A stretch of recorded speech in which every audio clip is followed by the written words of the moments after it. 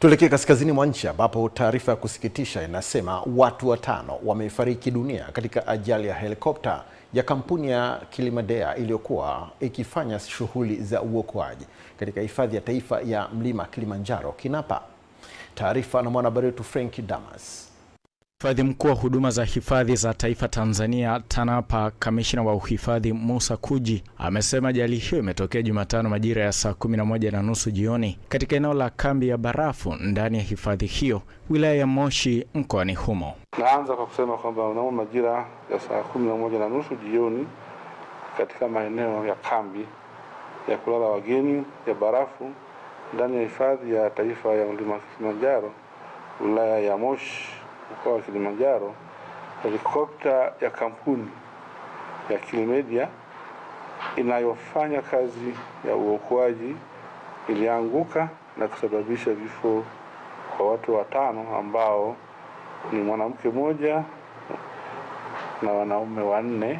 Aidha, amewataja watu 5 walifariki wakiwemo raia wa Jamhuri ya Czech, ambapo tayari mawasiliano kati ya mamlaka za Tanzania pamoja na ubalozi wa Jamhuri ya Czech nchini yameanza ili kukamilisha taratibu za utambuzi wa miili ya raia hao wa kigeni. Wa kwanza ni ndugu Konstantin Mazonde mwenye umri wa miaka 42.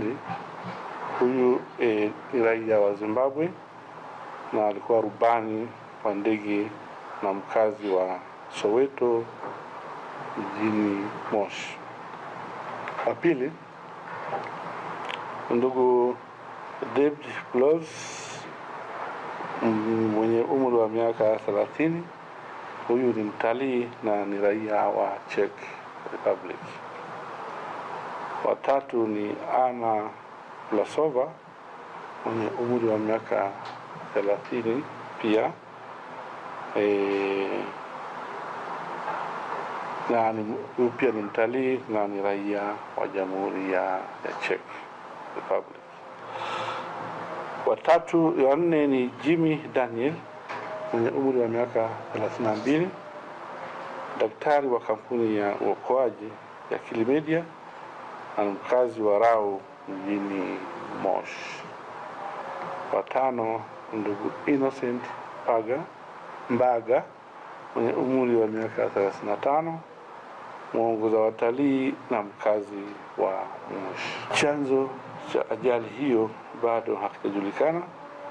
Mamlaka husika yani TCAA na AAI wako katika eneo la tukio, wanaendelea na uchunguzi.